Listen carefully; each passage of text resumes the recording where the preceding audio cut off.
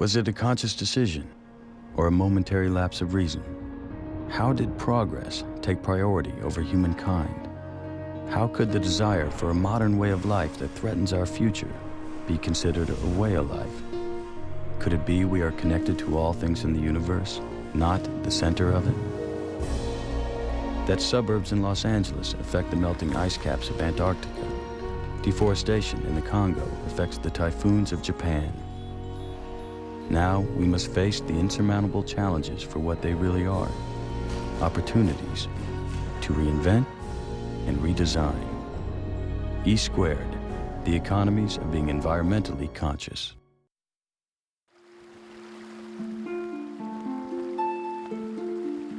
그 청계천이 바로 물 아니에요. 과거에 많은 그 역대 특히 동양의 중국도 그렇고 우리도 그렇고 물을 잘 다스리는 사람이 결국은 나라를 잘 다스리는 사람 이렇게 이제 얘기가 됐는데.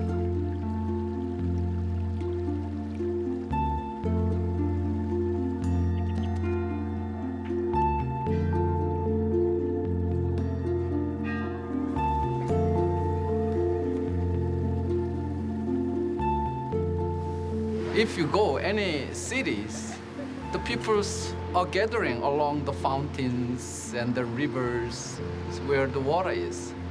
So I think water is very important to everybody.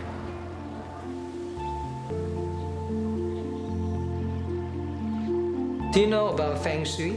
In Korea, Feng Shui is very important kind of location theory. And two things are very important. One is water, one is mountain.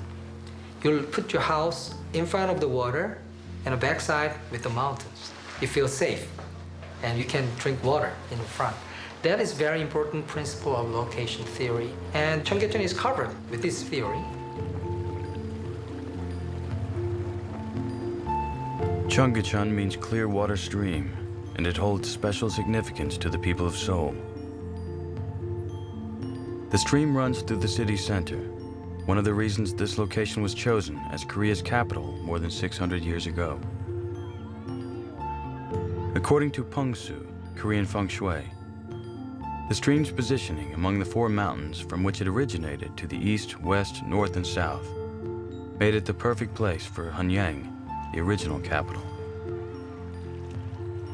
Cheonggyecheon became a crucial artery for flood control and a traditional site for laundry washing. But by the 1940s, the stream began to fill with sewage and trash, and its banks were lined with shanty towns after the Korean War. 그때 당시에요. 주로 살던 분들은 이제 사변 직후니까요.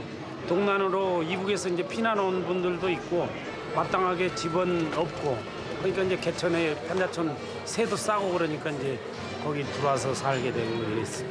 뭐 의류 가게니 뭐 여러 전자제품이 그런 데 가서 많이 샀잖아. 싸다고 그걸로 가서. 그 헌 것도 많이 팔고. 예, 헌 옷도 팔고. 그러면 가보면 의류 지저분해. 가게 뭐. 거기가 지저분해 진짜. 뭐 어떤 땐 냄새도 나고 그랬었어요. 수채 냄새. My mom always restricted me not to go there because the water is very filthy and criminal things always happen. So it is not kind of place to visit and enjoy things. So that's why we decided to really cover it up. Forget about dirty things. During the 60s, South Korea underwent rapid development. Pressure for more roads led to a decision to pave over Cheonggyecheon, burying the polluted stream under cement. In 1968, a massive 12-lane double-decker elevated highway called the Cheongga Expressway was built on top of it to ease growing traffic congestion. During the early ages of our development, we have undergone so many traffic problems, and the way we solve the problem is just building a more road. In the post-war period, it was considered possible to endlessly increase supply in order to keep the road system flowing, but the road systems that were being built were actually generating unexpected demand, and traffic engineers and transportation planners now call that induced demand. You just get more and more traffic in response to the increase in the road space, so that by the time planned freeways were opened, they were already jammed. Engineers, they said, we are short of supply. Only way you can do is just keep supplying things. But things started to change after Cheonggyecheon. In 2002, the city of Seoul undertook another massive construction project, one that would radically change the direction of the city's development. But the city wasn't building a highway, it was destroying one, demolishing the Cheonggye Expressway to uncover and restore the stream below. The idea for the project grew out of a casual conversation between two professors. 90년대 초에 물을 전공하는 연세대 교수인 노수원 교수라는 분과 그분보다 상당히 원로 학자이신 역사학자가 계셨어요. 청계천을 이렇게 차를 타고 가시다가 그 노 교수가 청계천을 보면서 그 청계 고가가 놓여 있고 얼마나 혼탁한 장면을 보시면서 과거를 회상을 하셨어요. 내가 학교 다닐 때만 해도 청계천에 그래도 물이 흘렀고 때에 따라서는 맑은 물도 흐른 적이 있었다. 애들이 몇 감고 놀고 했는데 다시 그 시대로 돌아갈 수는 없을까? 그때 그 물을 전공한 공학도는 선배님 그거 기술적으로는 얼마든지 가능합니다. 그래 그 말을 들은 노교수 그래요? 그러면 우리 한번 해볼까? I found myself asking my colleagues and experts and the people, general publics, how about the restoring Cheonggyecheon? Many experts and the general public think I am not, right? The first responses of most people is that would be great, but they are worried about traffic jams in Seoul area. So I contacted Dr. Hwang in the Seoul Development Institute. I directly asked him, I'm planning to restore the Cheonggyecheon and want to remove the overpass and the concrete road. There was a little pause, maybe 5 seconds. And he said, it will be no problem. It was quite a surprise to me. I told him, I think we have many alternatives, and the people are smart enough to change their behavior to the different traffic environment. I think it'll be okay. And then he asked me to do some serious research about the traffic impact after demolishing the elevated system and a covered road.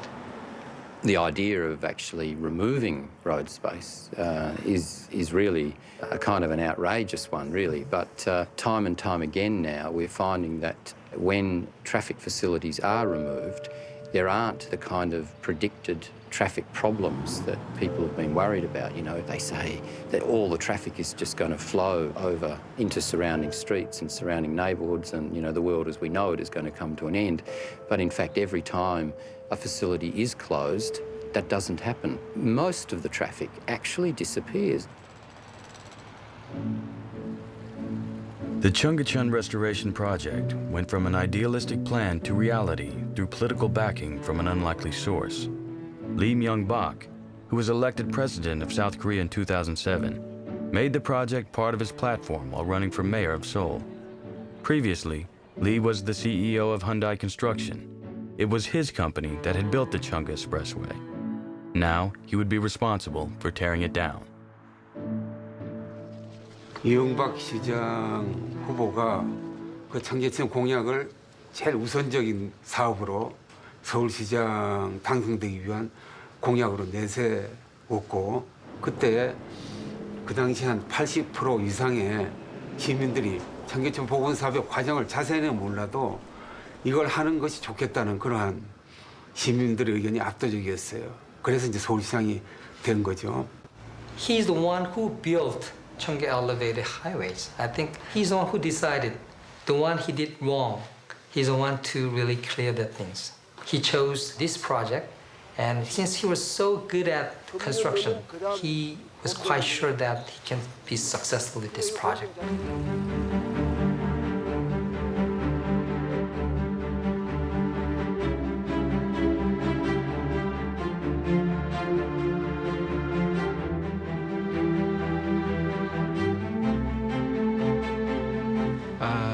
저는 당시에 그 시장 선거 캠페인 본부의 대변인을 맡은 인연이 있습니다. 그래서 제가 주로 그 성공 가능성에 대해서 역설을 하는 입장에 있었고요. 그래서 저는 그 성공 가능성에 대해서 회의를 해본 적이 없습니다. 당시에 반대 논리 중에 가장 강력했던 것은 교통 대란이 일어난다는 겁니다.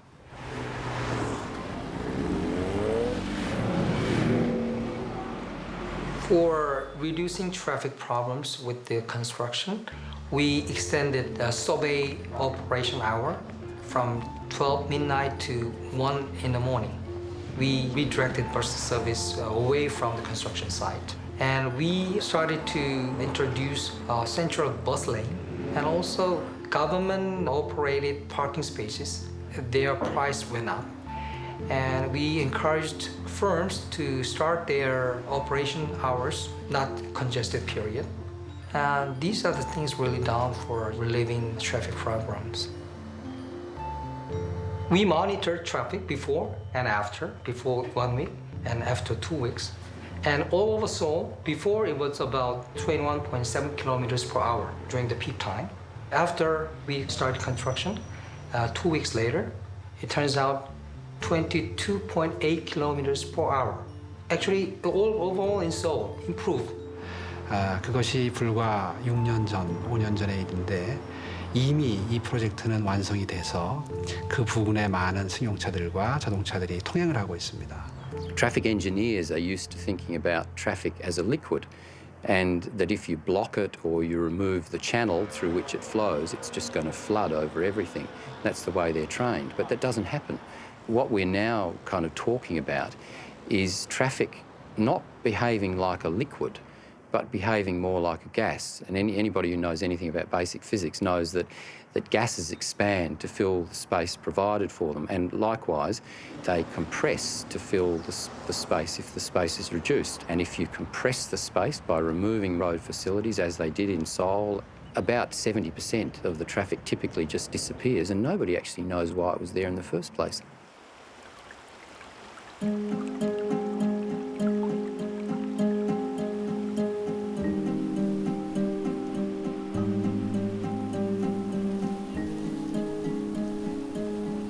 이것을 계기로 해서 도심에 다시 사람들이 몰려들기 시작했습니다. 이와 아울러서 경제적으로도 주변에 많은 건물이 들어서면서 변화가 시작이 됐겠죠. 그리고 아울러서 생태계도 회복이 되기 시작했습니다. After we tearing down the highway, just it opens the sky, and it brings in fresh winds, and winds flows along the stream, and it reduces temperature in the downtown. In Celsius space, the 3.5 Celsius degree temperature went down. 한여름에는 도심 열섬 현상이 줄어들고 미세먼지의 농도가 낮아지고 이런 아주 바람직한 생태적인 환경적인 변화가 일어나기 시작했고요. 나 가봤는데 너무너무 깨끗하고 그 물 흐르는 게 야, 이 물이 어디서 오는 건가 하고 그런 생각이 들더라고. 고기가 다 그래. 산다며. 응. 고기가 다 살 정도로. 그 애들이 거기 들어가서 물에 아주 청소가 들어가고 된 그래. 거지. 너무너무 좋더라고. 깨끗하게. 깨끗해요 진짜. 국민들이 가서 볼 때는 잘 됐다고 이렇게 칭찬을 한대요.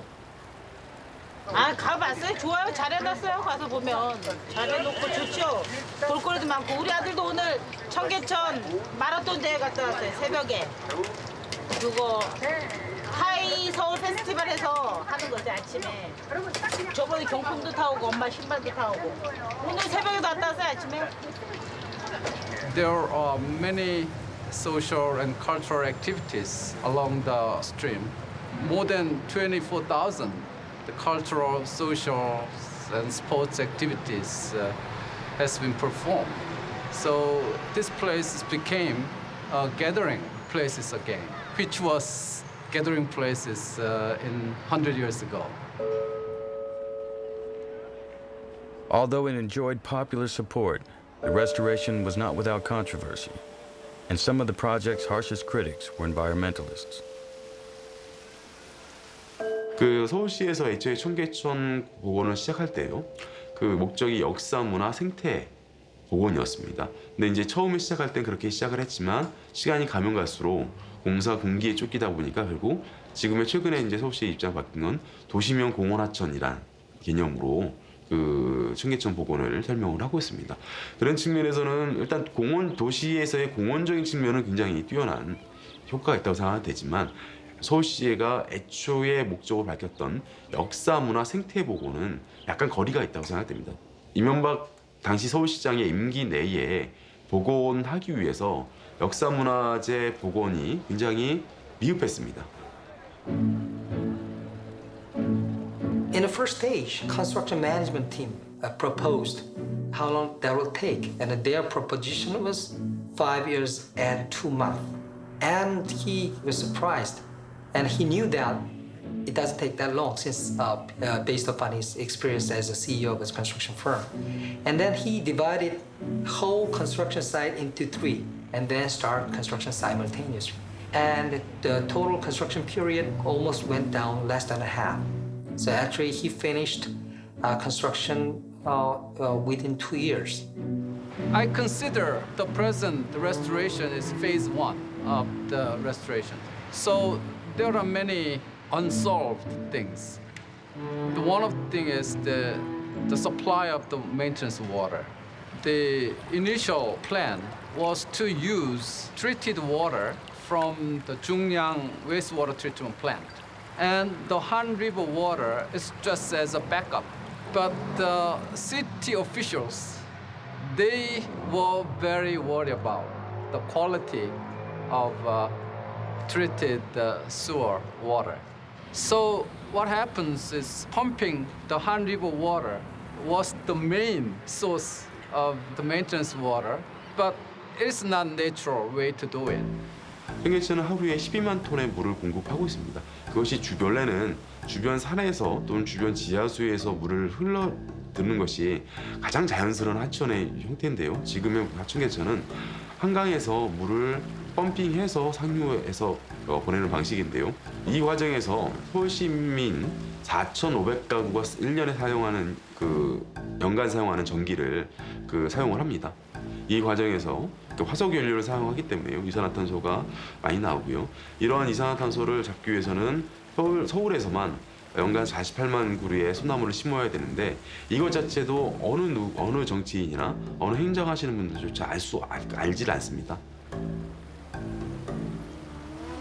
Protest also arose from Seoul's displaced street vendors, hundreds of whom lived and worked along the Cheonga Expressway prior to the restoration. 아마 이 각박한 도시에서 도심 한가운데 물이 흐르고 물고기가 뛰어노는 환경을 누가 싫어하겠습니까?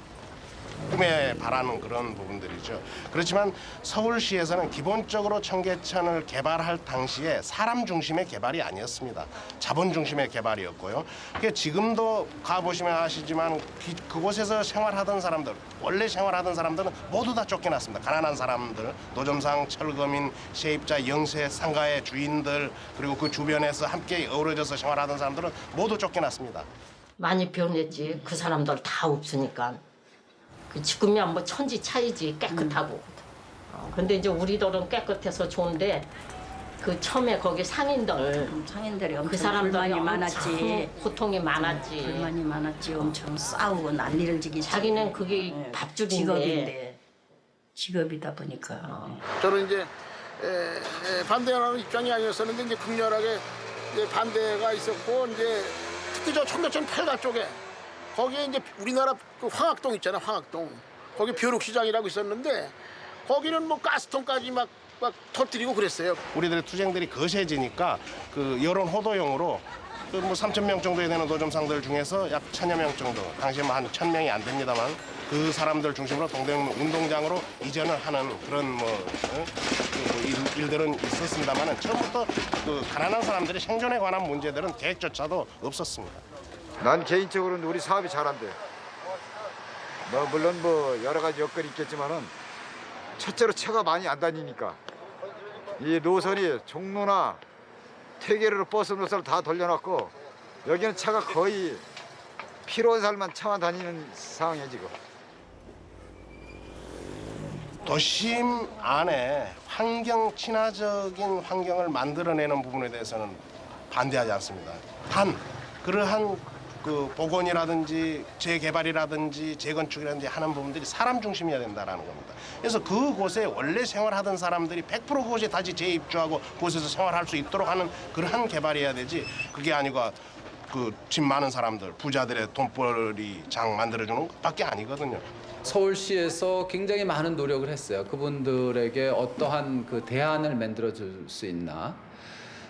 그래서 뭐 충분하지는 않지만은 그 상인들을 위해서는 우리가 다른 지역에 그 갈 수 있는 지역을 만들어줬고, 또 노점상은 그 청계천 근처에 그 노점상들이 이렇게 집단적으로 가서 장사를 할 수 있는 그런 장소를 만들어줬습니다. 그래서 그게 충분치는 않지만은 그런 주어진 상황에서는 아마 최선의 노력을 했다고 생각이 됩니다.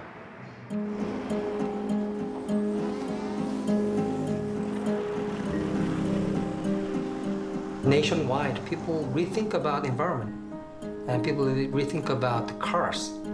That is, I think, very important output of this project.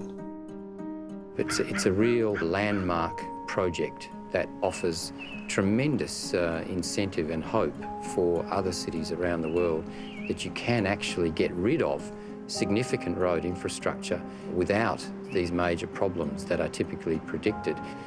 It actually gives a new trajectory to the way that Seoul is going to develop. Now, the new government, they are readjusting priority. Rather than investing on a road system, they are putting their money on the railway system and the waterway system. That's a kind of very big difference than before. 인구 1000만의 도시에 승용차가 300만 대나 됩니다. 정말 심각한 과부하 상태인데요. 이러한 승용차 이용을 자제시키기 위해서 지금 여러 가지 정책을 쓰고 있습니다. 가장 대표적인 것이 버스 중앙 차선제인데요. 이 제도가 시행된 이후에 버스 이용률이 상당히 많이 늘어났습니다. 제 임기 동안에도 버스 전용 차선을 약 50km 더 늘리는 작업이 시작이 되고 있고, 서울 근처의 위성도시와의 출퇴근 때에 환승 할인이 가능하도록 해서 보다 싼 값에 대중교통을 이용할 수 있도록 하는 조치가 취해지고 있고요. We are testing more aggressive attempts these days in Seoul. And for instance, in the front of Gyeongbok Palace, in front of the Blue House, it was a very, very wide road. And we are now under construction to shrink this road almost half. We are going to create the parks in the middle by shrinking the road. We call it a road diet. So the road diet became very popular after Cheonggyecheon turns out very successful. So people don't worry about reducing road space. It gives us better and a more pedestrian-friendly environment in Seoul. And people want to walk. And walking can be available by reducing road space. Yeah, that's been happening in Seoul. In the background, you can see that some trace of the old support column, concrete columns of the overpass.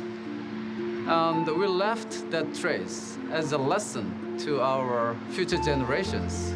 Don't do that stupid things what we did in the past.